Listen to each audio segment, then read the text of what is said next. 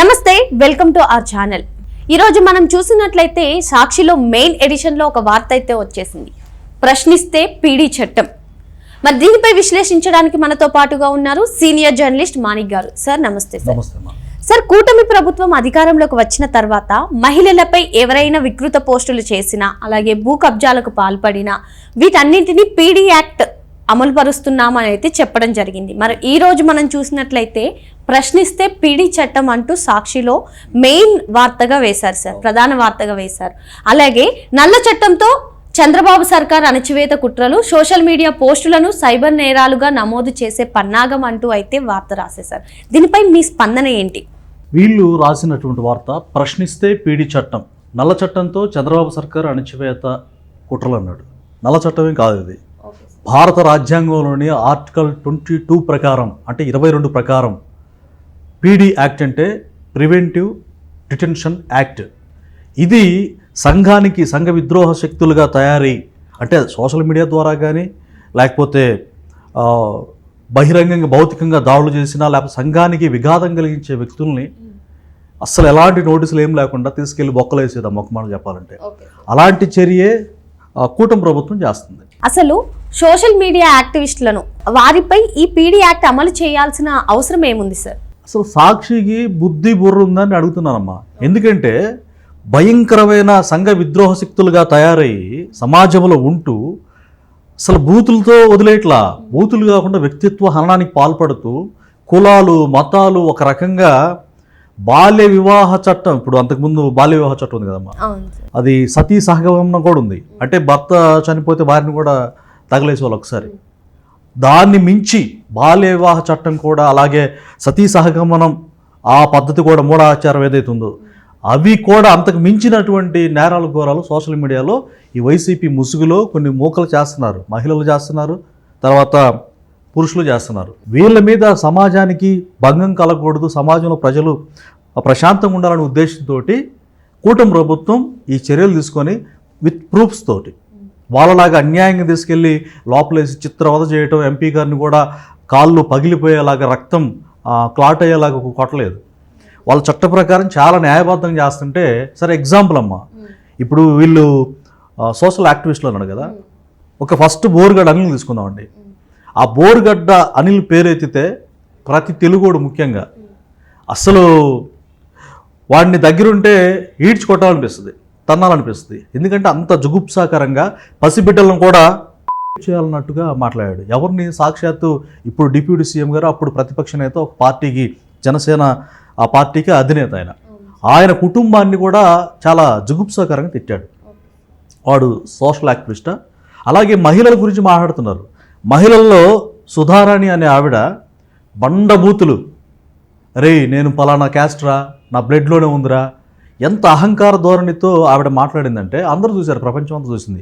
వాళ్ళని వెనకేసుకురావడం ముందు అసలు ఈ సాక్షులు ఇది రాసినోడిని వేయాలి మామూలు నిజానికి.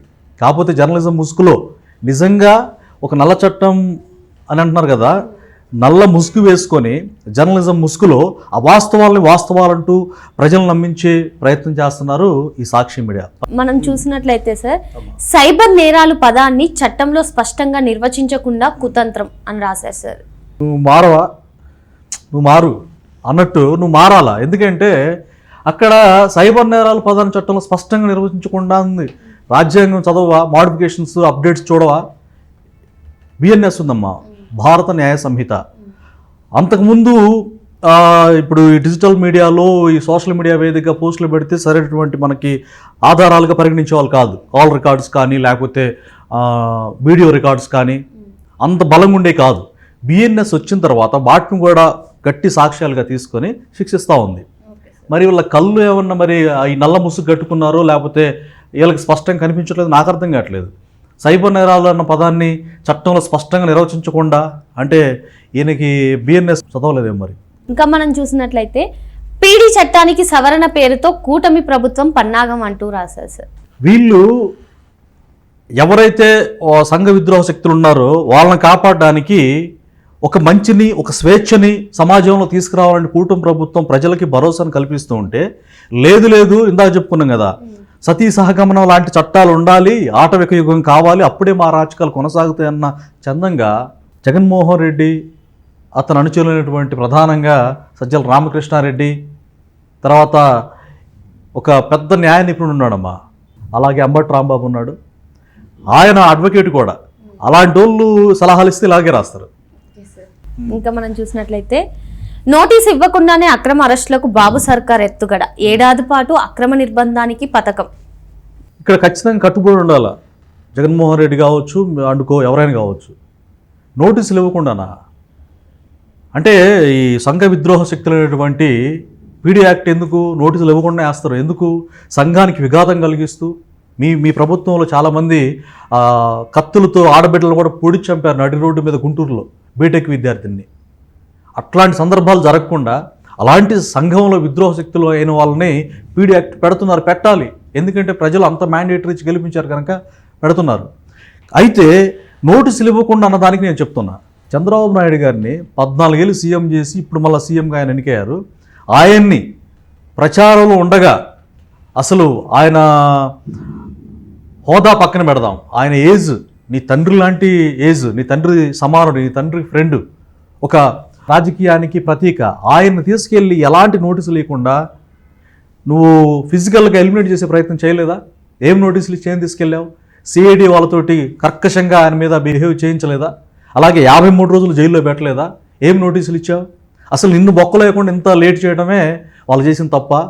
పోతావు, నువ్వు కూడా పోతావు. చట్టంలో ఉన్న లొసుకులు అడ్డు పెట్టుకొని కోటాను కోట్లు ఇస్తూ పెద్ద పెద్ద సుప్రీంకోర్టులో అడ్వకేట్స్ నియమించుకొని చట్టంలో ఉన్న లోపాలను అడ్డు పెట్టుకొని 3000కు పైగా వాయిదాలను అటెండ్ అవ్వకుండా నేను సీఎంగా ఉన్నాను, చాలా బిజీగా ఉన్నాను, అటెండ్ అవ్వలేని చెప్తూ సిబిఐ కేసులు, ఈడీ కేసులు, ఇవన్నీ చట్టం ఎవరికి చుట్టం కాదంటారు కదా, నీకు చుట్టమైనట్టుగా నువ్వు భావిస్తున్నావు. అందుకే చట్టాన్ని పరిహాసం చేస్తున్నావు.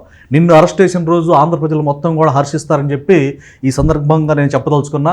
ఈ నోటీసులు ఇవ్వకుండా అరెస్ట్ చేయడంలో నిన్ను మించిన వ్యక్తి ఎవడూ లేడని చెప్పి నేను ఇప్పుడు చెప్పదలుచుకున్నా. అదేవిధంగా మనం చూసినట్లయితే సార్, రౌడీలు స్మగ్లర్ల మీద పెట్టినట్లుగా సోషల్ మీడియా పోస్టులపై పీడీ చట్టం పెట్టడం ఏమిటి అని వాళ్ళు అడుగుతున్నారు. దీనిపై మీ విశ్లేషణ ఏంటి? రైట్, రౌడీల మీదనే పెడుతున్నారమ్మా. మెయిన్ అమాయకుల్ని, ఏ నేరం చేయని వ్యక్తుల మీద కేసులు పెట్టట్లేదు. మనం చూసుకుంటే వీళ్ళు ఏంటంటే ఈ సాక్షి అనేది అబద్ధాలకి కేర్ ఆఫ్ అడ్రస్. అబద్ధం ఈజ్ ఈక్వల్ టు సాక్షి. అసలు ఏం రాస్తారో రాసిందంతా కూడా రివర్స్ ఉంటుంది. వీళ్ళు ఏదైతే చేస్తారో అదే రివర్స్ అనమాట. సో పచ్చి నిరాధార ఆరోపణలు, ఇదంతా డొల్ల వార్తలు ఇవన్నీ కూడా. సెక్షన్లు మార్చి చట్టాన్ని ఏమార్చి రాష్ట్రంలో చంద్రబాబు కూటమి ప్రభుత్వం బరితెగింపు, విపక్ష నేతలు సోషల్ మీడియా యాక్టివిస్టులపై నిత్యం వేధింపులు, వీటిని మనం ఎలా చూడాలి? నువ్వు ప్రజలను ఏం మార్చావని? ఏం మార్చారు? చట్టంలో యాక్ట్లో ఏం మార్చలేదు, మోడిఫికేషన్స్ ఏం జరగలేదు. ఉన్న చట్టాలనే పటిష్టంగా అమలు పరచడంలో కూడా చాలా పారదర్శకత పాటిస్తూ ముందుకెళ్తున్నారు. అంటే అట్లని ప్రభుత్వాన్ని ఊరకనే నేనేదో ఫేవర్గా మాట్లాడుతాను కాదు, వాస్తవాలు మాట్లాడుకోవాలా. ప్రభుత్వంలో ఏదన్నా ఎర్రర్స్ ఉన్నా మనం మాట్లాడుతాం యాజ్ ఎ మీడియాగా. కానీ అంత ప్రజల పక్షాన ప్రజల మనసును గెలుచుకునే విధంగా కూటమి ప్రభుత్వం వెళ్తూ ఉంటే గుడ్డ కాల్చి మేదేసినట్టు వీళ్ళు రెచ్చగొట్టి ఈ వ్యాఖ్యల వల్ల ఏం జరుగుతుందంటేమా, ఇక సీరియస్గా ఎవరైతే అబద్ధాలను ప్రజలకు చొప్పించాలని చూస్తున్నారో ప్రభుత్వం వీళ్ళ మీద యాక్షన్ తీసుకొని వీళ్ళకి లక్షల రూపాయలు ఇస్తూ ఇలాంటి రాపిస్తున్నారు. కొంతమంది ఉన్నారు, కొమ్మినేని శ్రీనివాసరావు అని, తర్వాత అమర్నాథ్ అని, దేవులపల్లి అమర్ అని, తర్వాత వీళ్ళకి గొప్ప సలహాదారు ఉన్నాడు, అతను కూడా జర్నలిస్ట్, ఈనాడులో అతను కెరీర్ స్టార్ట్ చేశాడు, సజ్జల రామకృష్ణారెడ్డి. అలాంటి వాళ్ళ సలహాలు ఇలాగే ఉంటాయి అన్నమాట. సో ఇవన్నీ తప్పులు తడకని నేను చెప్పదలుచుకున్నా తల్లి. సంబంధం లేని చట్టాలు, సెక్షన్ల ప్రయోగం, చివరకు మహిళ అయిన సుధారాణి పైన కూడా పోక్సో కేసు.